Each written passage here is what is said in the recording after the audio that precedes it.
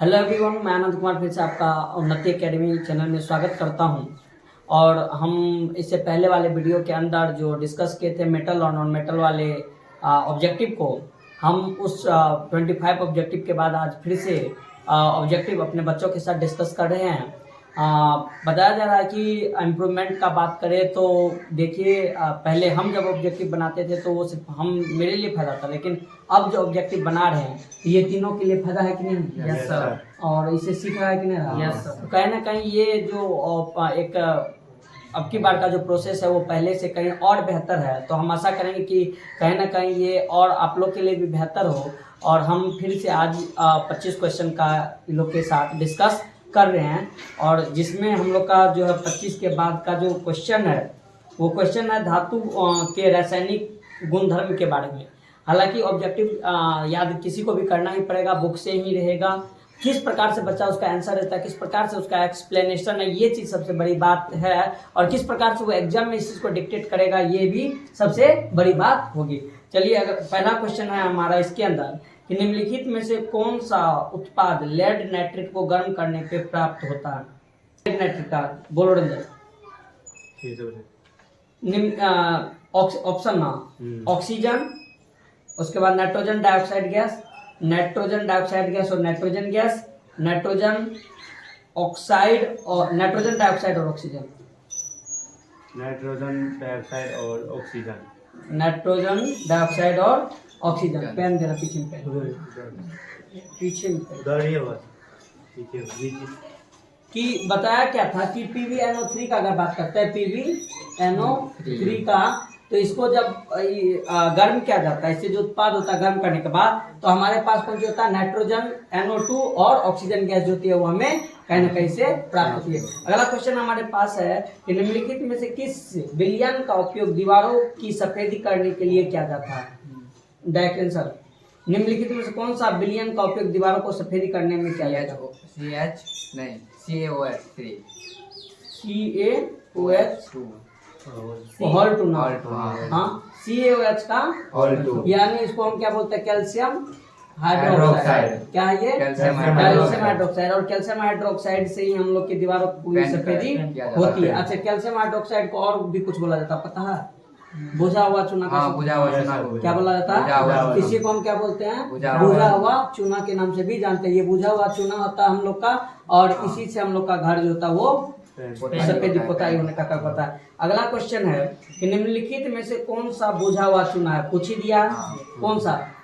CaOH का hall to, CaOH के CaOH के हॉल टू जो है वो क्या है? बुझा हुआ चूना होता है। ये दोनों क्वेश्चन पूछा गया है 18 में, फर्स्ट रिंग में। 29 नंबर का क्वेश्चन है, जस्ता और तनु हाइड्रोक्लोरिक अम्ल की अभिक्रिया के फलस्वरूप निम्नलिखित में से कौन सा गैस बनता है? जस्ता और तनु हाइड्रोक्लोरिक में कौन कौन में बोला गया है? जस्ता और तनु हाइड्रोक्लोरिक। जस्ता और तनु हाइड्रोक्लोरिक यानी Zn और HCl के अंदर बोला गया है कि फलस्वरूप निम्नलिखित में से कौन सा गैस बनता है? CO2, N2, H2, SO2। H2 कौन सा गैस? H2। हाँ, क्योंकि ये किसका रिएक्शन है? धातु और अम्ल का। धातु और अम्ल का, इससे कौन सा गैस बाहर निकलता है? H2 गैस निकलता है। कौन सा गैस? हमने किसी से भी क्रिया करता है तो H2 गैस निकलता है। चलो ठीक, अगला क्वेश्चन है कि जब सोडियम हाइड्रोक्साइड जिंक से अभिक्रिया करता है तो कौन सा उत्पाद बनता है? Sodium hydroxide. कौन आपकी बार बोल रहा है? Sodium hydroxide. हाँ, तो अब सोडियम हाइड्रोक्साइड का सूत्र sodium hydroxide NaOH, sodium hydroxide NaOH। हाँ, इससे इसका क्या बोला गया कि जब जिंक से करता है रिएक्शन तो क्या बनाता पता है? सोडियम जिंकेट बताए थे। कौन सी बनाता है? Sodium zincate. Sodium zincate. Sodium zincate यानी ZnO2 और हाइड्रोजन गैस इससे भी क्या होता है? बाहर निकलता है। यानी सोडियम हाइड्रोक्साइड भी जब रिएक्शन किया जिंक के साथ तो हाइड्रोजन गैस निकलता है, और ऐसे धातु जब अम्ल के साथ अभिक्रिया करता है तो भी हाइड्रोजन गैस निकलता है। अगला क्वेश्चन है आपके लिए कि टाइटेनियम, क्रोमियम, मैग्नीज तथा जिर्कोनियम धातु को किस टाइप का धातु कहा गया? सामरिक। कोई बताएगा सामरिक तत्व क्या है? जेट इंजन में यूज जेट किया जाता है इंजन, इसका। अनुसंधान वैज्ञानिक अनुसंधान में में इस सब का उपयोग किया जाता है। और इसको सामने के इसलिए बोला गया कि जिस देश के पास इस रहता है ना ये सारी धातुएं, वो देश आर्थिक रूप से बताया जाता है कि बहुत ज्यादा क्या होते हैं, मजबूत होते हैं। वो देश आर्थिक रूप से बहुत ज्यादा मजबूत होते हैं, और इसलिए के बताया जाता है कि इसको हम सामरिक तत्व बहुत कम मात्रा में होता है, बहुत ज्यादा यूजेज होता है। और ये बात भी सही है कि हर कम मतलब हर वैल्यूएबल चीज जो होते हैं, जो कम मात्रा में होता है, वो कीमती होता है। ठीक। अगला है कि लेड तथा मरकरी उष्मा के अच्छे चालक है, अचालक है, अल्पतम चालक है, इनमें से कोई नहीं। अल्पतम चालक है। अल्पतम चालक मतलब कम चालक है। यानी इलेक्ट्रिसिटी फ्लो नहीं होगा इससे इतना ज्यादा इलेक्ट्रिसिटी फ्लो नहीं होता है। किससे? लेड तथा मरकरी से। अगला है कि पारा विद्युत धारा प्रवाह में उत्पन्न करते हैं। पारा विद्युत धारा में प्रभाव उत्पन्न करते हैं। उच्च प्रतिरोध, निम्न प्रतिरोध, कोई प्रतिरोध नहीं, इनमें से कोई नहीं। उच्च प्रतिरोध। पारा जो होता है वो विद्युत धारा प्रभाव उत्पन्न करते हैं। उच्च प्रतिरोध। अच्छा, उच्च प्रतिरोध का मतलब इलेक्ट्रिसिटी पास नहीं होने देगा, नहीं रोकना चाहता। प्रतिरोध मतलब हाँ, वो बहुत ज्यादा मात्रा में चाहता है कि हमारे से इलेक्ट्रॉन पास नहीं हो। अगला क्वेश्चन है कि एल्युमिनियम ऑक्साइड जिंक ऑक्साइड की प्रकृति है अम्लीय, क्षारीय, ए और बी दोनों, इनमें से कोई नहीं। अम्लीय दोनों। और अल्युमिनियम ऑक्साइड और जिंक ऑक्साइड जो होता है, इन दोनों का ऑक्साइड किसका? एल्युमिनियम ऑक्साइड और जिंक का। अल्युमिनियम का Al2O3 और जिंक ऑक्साइड ZnO, ये दोनों। और इसके साथ साथ और जो होता है कुछ बेरिलियम सब का ऑक्साइड सब जो होता है, वो सारा का सारा ऑक्साइड मेरा क्या होता है? उभयधर्मी होता है। क्या होता है? उभयधर्मी के नाम से भी हम लोग को जानने का काम करते हैं। तो ये सारा का सारा तत्व जो होता है वो उभयधर्मी होता है। एल्युमिनियम और का ऑक्साइड और जिंक ऑक्साइड याद रखना। बेरिलियम का भी ऑक्साइड होता है। उसके बाद है कि कॉपर सल्फेट के नीला विलयन में कॉपर सल्फेट सूत्र पहले कॉपर सल्फेट का CuSO4 जो होता है वो क्या होता है? कॉपर सल्फेट का सूत्र के नीला विलयन में जब जिंक डाल दिया गया, क्या डाल दिया गया? तो क्या डाल दिया गया? जिंक। तो इससे क्या होता है? तो बनता कौन चपता है? अच्छा, पहले तुम ही लोग बताएगा कि जिंक सल्फेट का कैसा लवण होता है? नीला, पीला, वर्णहीन और इनमें से कोई नहीं। रंग कोई नहीं होता। अब इसमें एगो बात बोलो तुम्हें, कॉपर जो है ये सल्फेट से रिएक्शन क्या है? थोड़ा सा वहाँ टच हो रहा है। कॉपर जो है वो सल्फेट से क्या हो रहा है? रिएक्शन कर रहा है। अब कॉपर सल्फेट से रिएक्शन कर रहा है जिंक, तो बनाता है ZnSO4। क्या बनाता है? और ZnSO4 के साथ साथ यहाँ पे कॉपर जो बाहर निकलता है। अच्छा, कॉपर और जिंक में कौन ज्यादा क्रियाशील है? कॉपर और जिंक में जिंक क्या ज्यादा क्रियाशील है, इसलिए कि जिंक जो है इस कॉपर को क्या करता है? डिस्प्लेस करता है। और ZnSO4 और इसका कलर जो होता है वो क्या हो जाता है? रंगहीन। क्या हो जाता है? रंगहीन हो जाता है। चलो अगला क्वेश्चन जो हमारे पास है वो ये है कि जिंक तथा सल्फ्यूरिक अम्ल के बीच अभिक्रिया से निम्नलिखित में से कौन सी गैस निकलती है? O2, CO2, H2 और N2। कौन? H2, क्योंकि हमको पता है जिंक एगो क्या है? धातु है। और इससे H2SO4 क्या है? अम्ल है। और तो इससे कौन सा गैस बाहर निकलता है? H2। और जो बनता है वो क्या बनता है? Zinc sulphate. क्या बनता है? जिंक सल्फेट इससे बनता है। चलो अगला क्वेश्चन जो हमारे पास है वो ये है कि निम्नलिखित में से कौन सबसे अधिक क्रियाशील है? कॉपर। निम्नलिखित में सबसे कौन अधिक क्रियाशील है? Copper, mercury, AgAu। कॉपर। कौन? कॉपर जो है वो क्रियाशील होता है। अच्छा चलो ठीक। अच्छा, उसके बाद कॉपर के बाद इसमें कौन आएगा? Ag, HgAu। फिर उसके बाद लास्ट में AU। बहुत बढ़िया। अच्छा, रंजन बताएगा सोना का परमाणु संख्या क्या है? 79। कितना? 79। अच्छा, 29 किसका होता है? 29 किसका होता है? कॉपर का। कोबाल्ट का कितना होता है? Cobalt 27। Nickel 28। Copper 26। Copper 29। Zinc 30। चलो अगला क्वेश्चन जो है हम लोग के पास वो है कि कोई धातु है वो ऑक्सीजन के साथ अभिक्रिया कर उच्च गलनांक वाला यौगिक निर्मित करता है। ठीक, यह यौगिक जल में विलय है और यह तत्व क्या हो सकता है? कैल्शियम, कार्बन, सिलिकॉन, लोहा। कैल्शियम। कैल्शियम होगा, कैसे, कोई एक्सप्लेन करो। क्योंकि मतलब कि इसमें बोला कि जल से मतलब कि घोल घोल कोई धातु ऑक्सीजन के साथ अभिक्रिया कर यह उच्च गलनांक वाला यौगिक निर्मित करता है। यह यौगिक जल में विलय है, तो कैल्शियम जल में विलय है। कैल्शियम, हाँ, हाँ जल में विलय, क्योंकि कैल्शियम जो है वो धातु है।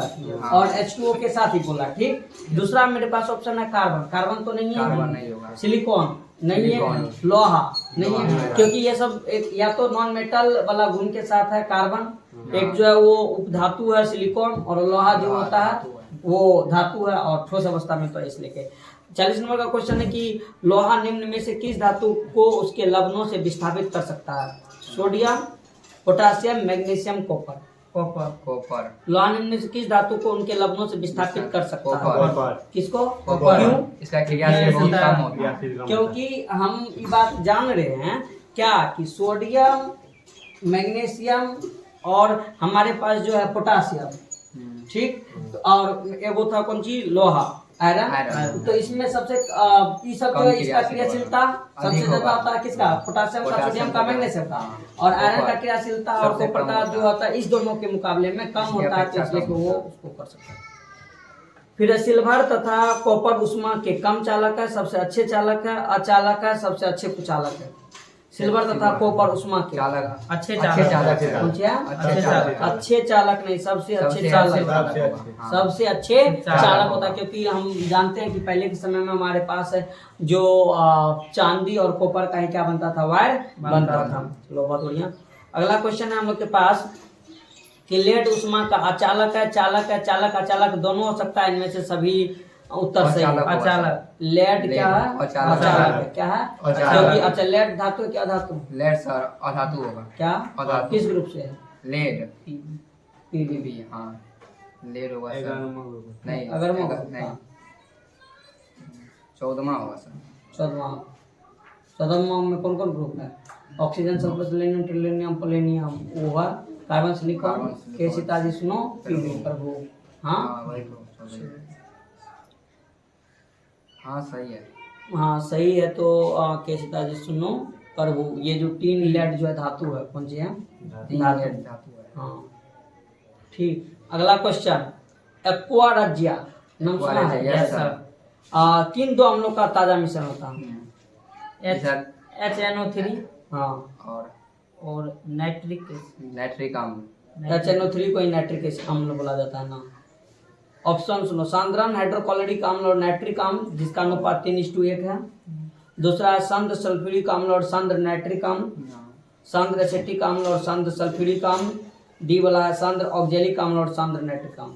सांद्र नाइट्रिक अम्ल और हाइड्रोक्लोरिक सांद्र हाइड्रोक्लोरिक अम्ल 3:1 के अनुपात में पाया जाता है। अम्लराज के भी नाम से इसे जानते हैं, और रॉयल जल के नाम से भी हम इसको जानते जानने हैं। का काम करते करते हैं, हैं। जिसके अंदर जो HCl है वो का अनुपात 3 होता है, HNO3 का एक 1 होता है। अनुपात होता है। याद करने का आसान ट्रिक है इसका, कोई से HCl में क्या वो अक्षर है? 3 को है ना, Yes, H, sir. C और L। तीन। हाँ इसका 3 तीन। और HNO3 जो है उसमें तो ज्यादा है ना, तो उसका 1। ठीक, तो 3:1 HCl ज्यादा होता है, HNO3 कम होता है। चलो अगला क्वेश्चन है हमारे पास क्या कि धातु उष्मा तथा विद्युत के क्या होते हैं? चालक, अचालक, क्या होते हैं? चालक चालक। होते हैं। अच्छा, किसके वजह से धातु चालक होते फ्री हैं? इलेक्ट्रॉन पाया जाता है। उसके अंदर क्या पाया Free जाता है? इलेक्ट्रॉन। पाया जाता है। कुछ धातुओं के साथ हाइड्रोजन संयोग करके धातु के क्या बनाते हैं? हाइड्राइड, ऑक्साइड, AB दोनों, इनमें से सभी हाइड्राइड, क्या बनाता है? हाइड्राइड। हाइड्रोजन के साथ, हाइड्रोजन, धातु के हाइड्राइड। साथ हाइड्रोजन संयोग कर धातु का क्या बनाता है? हाइड्राइड। हाइड्राइड बनाता है धातु के साथ हाइड्रोजन। ऑक्सीजन ओ, ऑक्साइड हाँ। बनाता है ना। तो ऑक्साइड रहता है तो वो बनाता है। जैसे मान लो सोडियम है, तो सोडियम अगर रिएक्शन करता है हाइड्रोजन के साथ तो क्या बनाता है? Sodium sodium hydride. हाइड्राइड, क्या बनाता है? Sodium hydride. तो अगर करता है तो सोडियम हाइड्रोडाइड इसे बनाता है। चलो ठीक। अगला क्वेश्चन है हमारे पास कि अभिक्रिया कौन सी? Hydride, hydrogen gas. धातु जल से अभिक्रिया करके कौन सा गैस निकालता है? धातु जल के साथ H2, NaH2 के साथ अगर रिएक्शन करता है तो कौन सा गैस निकलता है? H2 H2। Yes. अच्छा, बनता क्या है कंपाउंड? मान लो सोडियम H2O के साथ रिएक्शन किया तो कौन सी बनाया? सोडियम सोडियम सर, हाँ, NaOH सोडियम Na हाइड्रोक्साइड बनाया। सोडियम हाइड्रोक्साइड क्या बनाता है? Sodium hydroxide. क्या बनाता है? सोडियम और फिर निकालता है कौन सा OH गैस? गैस। हाइड्रोजन कौन सा गैस? हाइड्रोजन चलो अगला क्वेश्चन है हमारे पास कि धातु के ऑक्साइड जल में घुलकर क्या बनाता है? धातु बढ़िया का क्वेश्चन है। ऑक्साइड। धातु का ऑक्साइड जल में घुल के क्या बनाता है? धातु का ऑक्साइड क्षार बनाएगा। क्या बनाता है? क्षार। जब सोडियम ऑक्साइड मान लो है Yes, मेरे sir. पास, तो वो H2O के साथ रिएक्शन करता है तो क्या बनाता है? NaOH। क्या बनाता है? NaOH। हाँ, क्षार जो बनाता है। क्षार ही होता है। फिर अगला बात अगर करें तो बताया जाता है कि कौन सी धातु और है जो अधिक ताप पर भी ऑक्सीजन से अभिक्रिया नहीं करती है? लोहा, एल्युमिनियम, सोना, पोटासियम। सोना। सोना। कौन? सोना। क्योंकि इसका क्रियाशीलता बहुत बहुत कम कम है। होता है तो इसके कारण ये ऐसा करता है। 50 नंबर का, सोडियम तथा पोटासियम धातु तेजी से अभिक्रिया करता है गर्म जल के साथ, ठंडा जल के साथ, भाप के साथ, सभी के साथ। ठंडा जल के साथ। किसके साथ? ठंडा जल के साथ। किसके साथ? ठंडा जल। अच्छा 85 तक क्या था? Yes, sir. हाँ Yes. उससे भी आगे। ठीक है, तो हम इस वीडियो के अंदर 25 क्वेश्चन का फिर डिस्कस किए और इससे बहुत ज़्यादा इम्प्रूवमेंट होता है हमारे बच्चे को, आप भी को भी होगा और 10th के जो एग्जाम आपके लिए उसके लिए बहुत ज़्यादा आपको फायदेमंद होगा। तब तक के लिए धन्यवाद।